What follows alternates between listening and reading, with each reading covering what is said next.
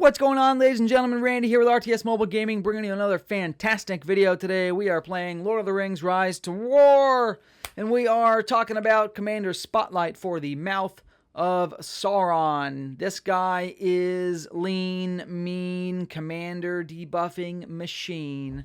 Special shout out to Lore Maester, who specifically requested this video about 4,000 times from me. He is one of my BFFLs. I've been playing games with him for years and years now, so shout out to you, Lore. Love you a long time, baby. All right, Mouth of Sauron, let's get right into it. We'll make this video short, try and keep it under 6 minutes. Stick around to the end, because we're going to be talking about the theory crafting and really what he's best at after we go through the detailed mathematical analysis, okay? Here we go. Like and sub. What are you doing with your life? Like and sub. All right. The Mouth of Sauron is balanced. He is a balanced commander, which means he gets 25 stats to all 3 stats and 2 skill points. He is an evil man. See his teeth? He's evil. All right.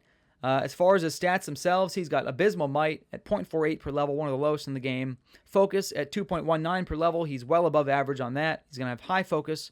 And then speed at 1.78. He's definitely head above average on that as well. So he's fast with good focus, okay?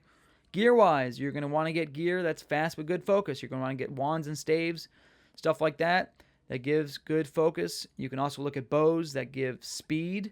Find something that gives might and focus, okay? Speed and focus. There's not too much of them.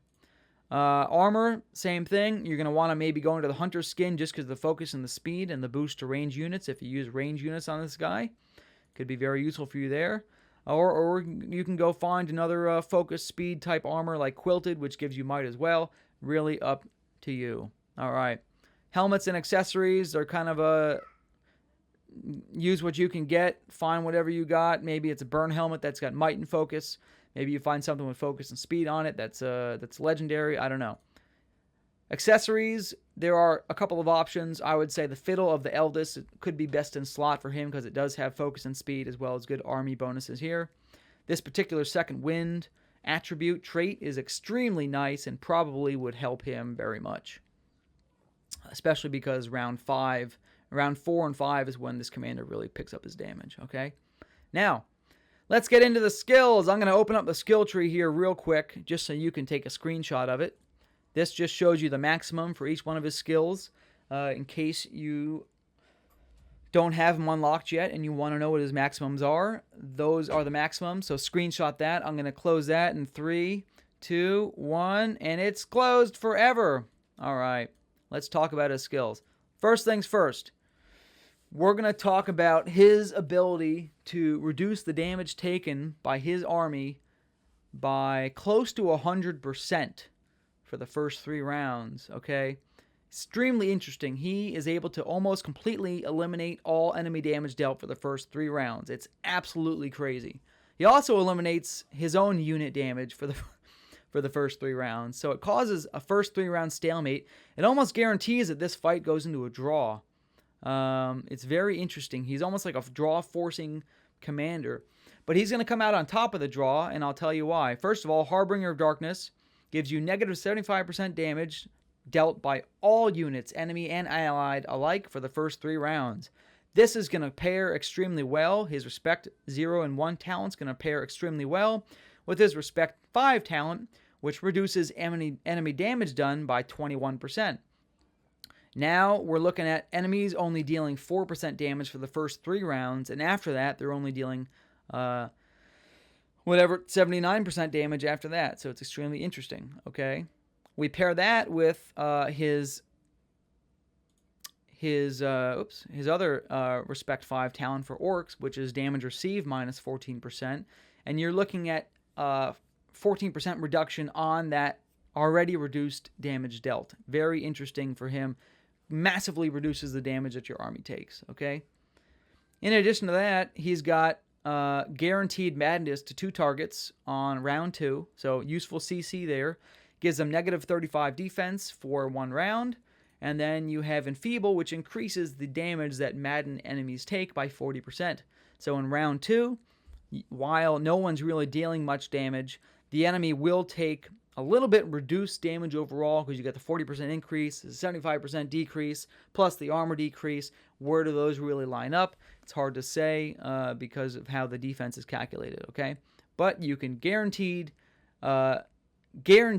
you will come out on top at the end of round 3, having dealt significantly more damage than your opponent.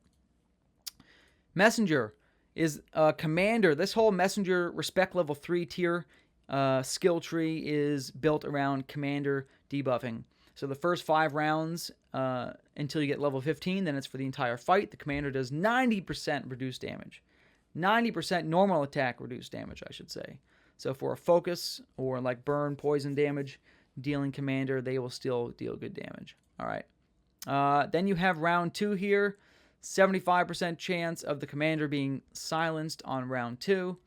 And then you have enemy commander minus 30 might for the duration of the combat. So interesting debuffs on the commander there. I don't know how super duper much I like these.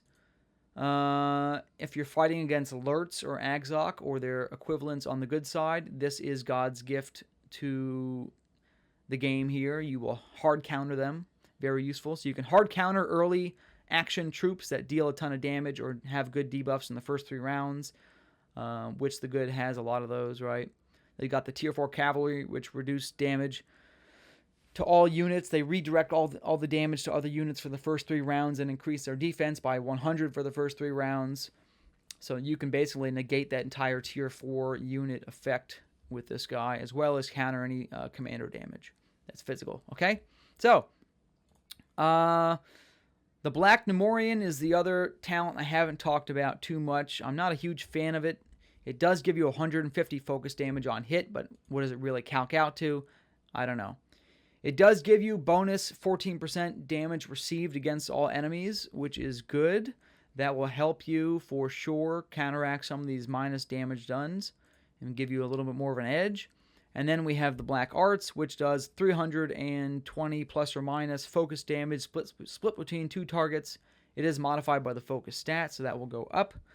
And they cannot recover HP for 1 round. So you can guarantee that between Black Arts and the Harbinger's 3 round, that going into round 4, they'll have taken a ton of damage in round 2 between Black Arts and the Madness debuff. They won't be able to heal in round 3.